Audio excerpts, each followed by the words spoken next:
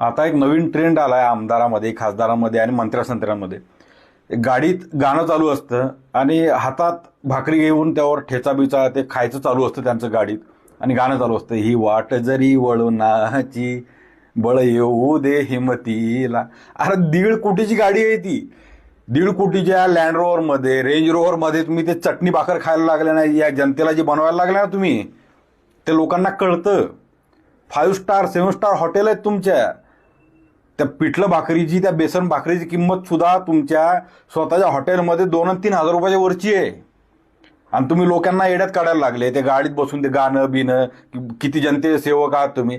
अरे तुम्हाला म्हणजे प्रत्येक काम करून द्यायला तुम्हाला नोकर ठेवलेले आहेत तुम्ही. प्रत्येक काम करून द्यायला या शासनाच्या पगारातून नोकर आहेत सगळी. तुमची सुरक्षा पुरवायला, तुम्हाला खाऊ घालायला, सगळ्या गोष्टींना तुम्हाला नोकर आहेत. आणि तुम्ही कोणाला लोकांना येड्यात काढायला लागले.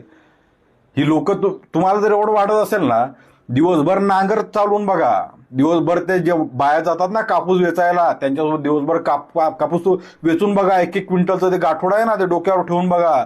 तेव्हाची भाकर आहे ना, ती त्या बांधावर ते फसलेल्या पायांनी खातो माणूस, ती खाऊन बघा. तेव्हाही गाणं लावा, वाट जरी वळणाची. अरे काय तुमचे वाटा किती आहेत ना, सगळ्या पळवाटा काढल्यात तुम्ही पैसे खायच्या. तुम्ही कुठे 1.5 कोटीच्या 3 कोटीच्या गाड्यांमध्ये बसून पिठलं भाकरीन ते ठेचा भाकरी खाऊन लोकांना येड्यात काढायला लागले. बंद करा हे धंदे, कामं धामं करा जरा. जनतेचे सेवक आहात तुम्ही, जनतेने निवडून दिले तुम्हाला काम करण्यासाठी. ही रीलबाजी बंद करा आणि जनतेच्या हिताची कामं करा. धन्यवाद.